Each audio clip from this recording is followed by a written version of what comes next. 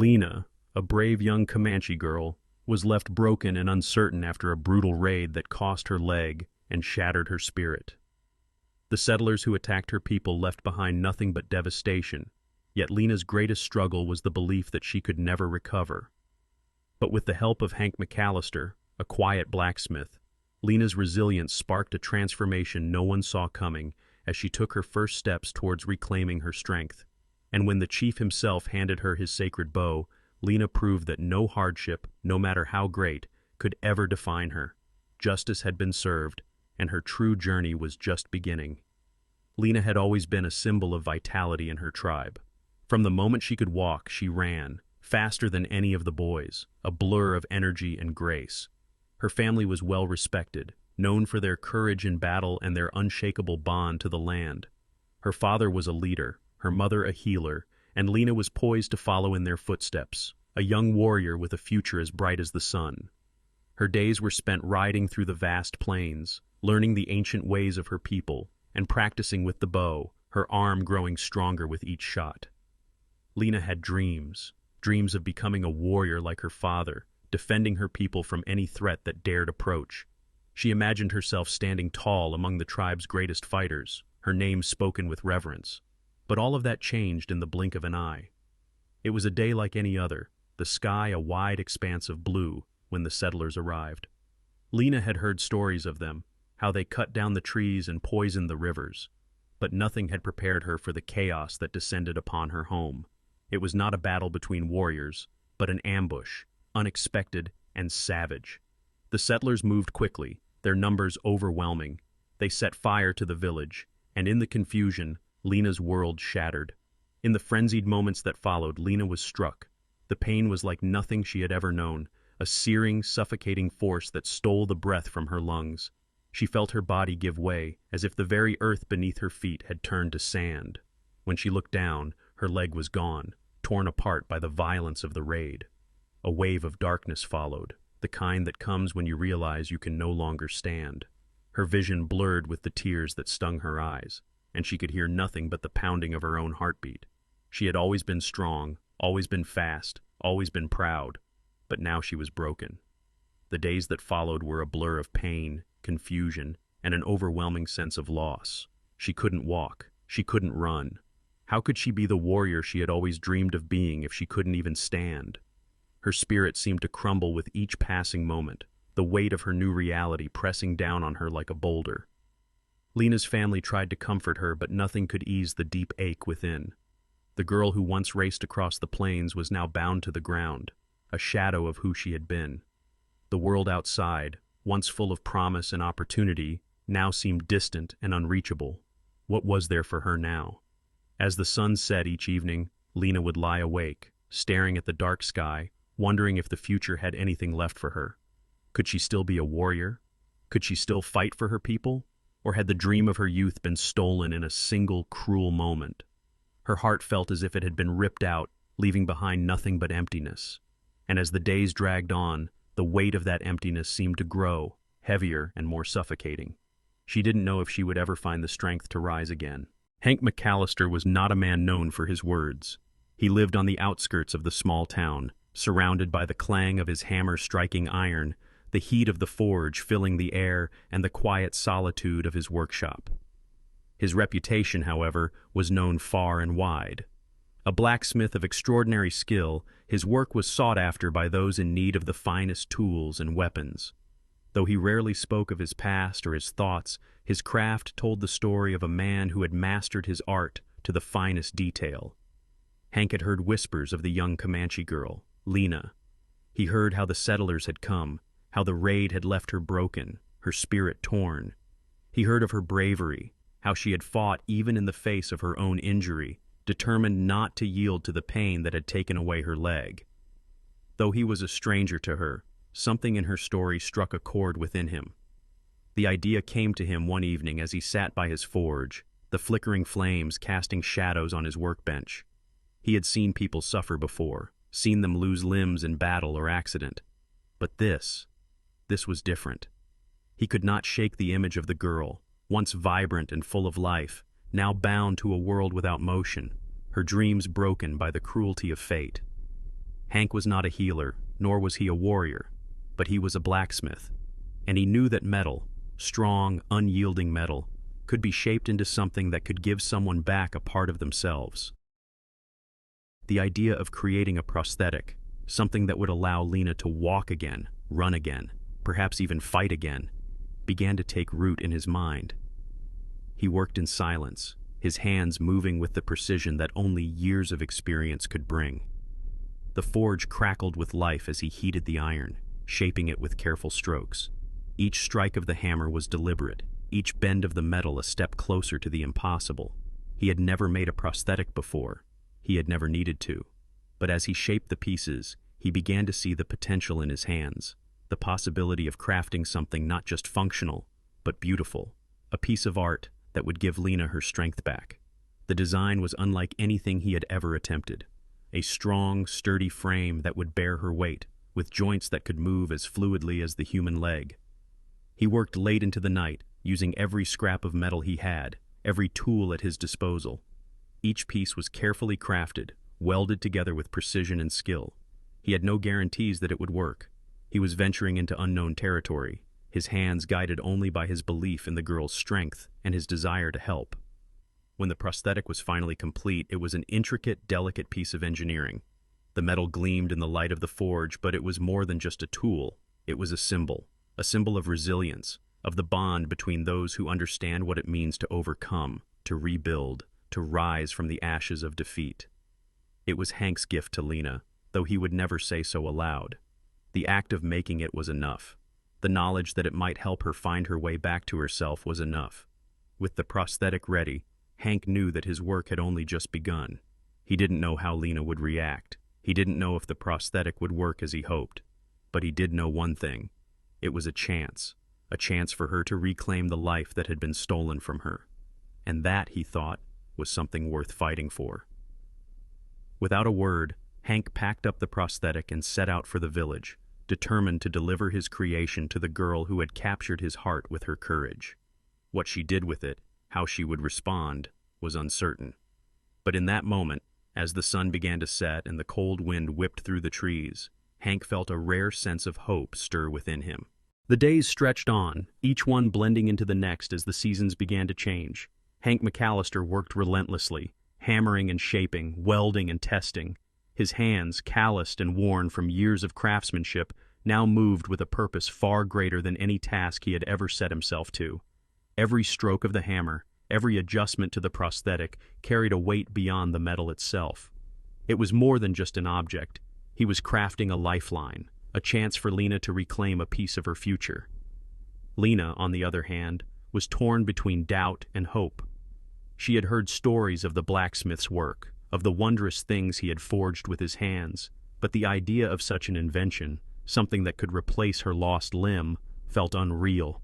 Every time she saw Hank laboring over the prosthetic, a small flicker of hope ignited within her, but just as quickly, fear extinguished it. Could something so foreign truly restore her strength? Could it allow her to move as she once did? Or would it only remind her of everything she had lost? She had spent so many nights lying awake, staring at the ceiling, her mind running wild with questions. Would she ever feel whole again? The fear of failure, of trying and falling short, kept her tethered to the shadows of doubt. Could she ever learn to trust her body again after it had betrayed her so brutally? The morning Hank finished the prosthetic, the sun rose weakly behind thick clouds, as if even the sky was holding its breath. The blacksmith arrived at Lena's home with the piece in tow, wrapped carefully in cloth, and Lena felt a familiar unease rise in her chest. She couldn't help but wonder if this was just another broken dream, another promise that would fall apart.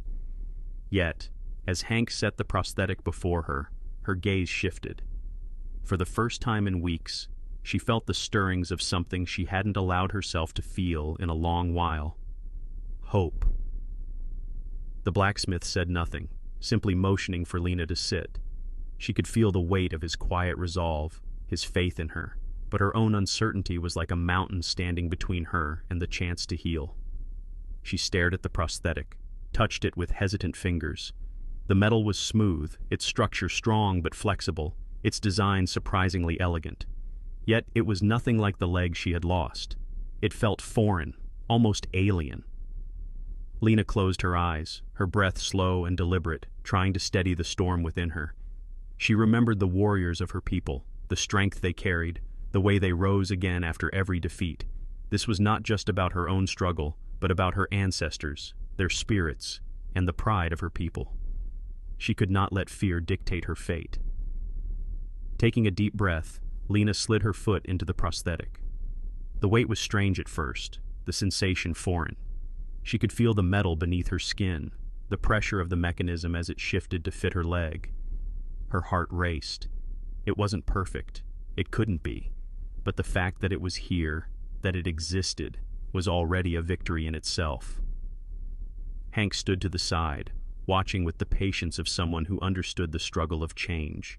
His hands, calloused from years of hammering, were now still, as though he too was holding his breath. Lena stood slowly, testing the balance. The ground beneath her feet felt different. Her body had learned to move in a way that had once been second nature, but now she had to relearn every step, every motion. For a moment, she thought she might fall. The prosthetic creaked and groaned under her weight, the metal still unfamiliar. She wavered. Her eyes closed briefly, and she dug her fingers into the earth beneath her, grounding herself in the moment. Her ancestors, her people, they had always faced trials, and so would she. She would not let this defeat her. Lena took her first step. The movement was awkward, a stiff and careful motion, but it was a step nonetheless.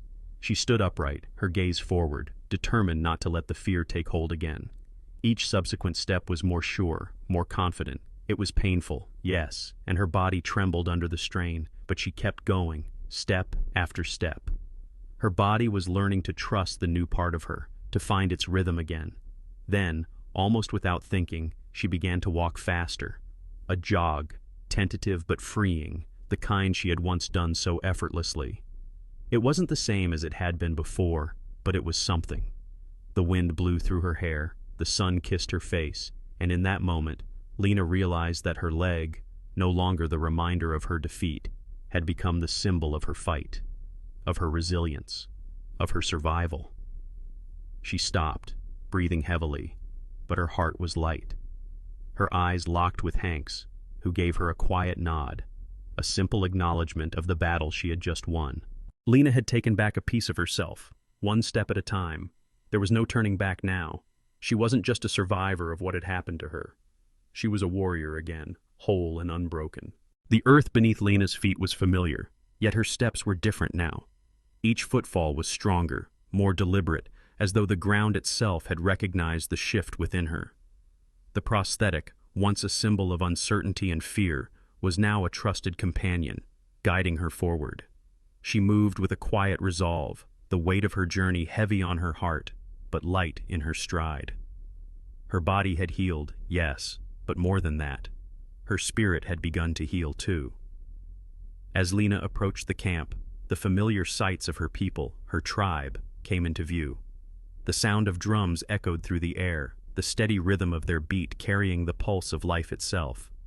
Fires burned brightly, casting long shadows as warriors and elders gathered, exchanging stories of the day. The air was thick with the scent of cooking and the murmurs of evening prayers, but there was a stillness as Lena entered the circle. All eyes turned toward her, and for a moment the world seemed to pause. The elders were the first to notice her, more specifically the change in her.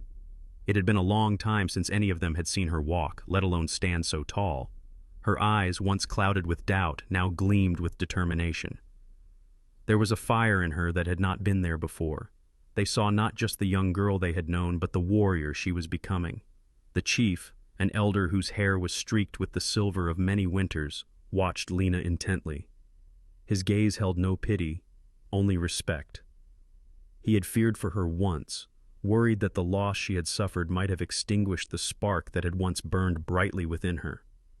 But now, he saw something else.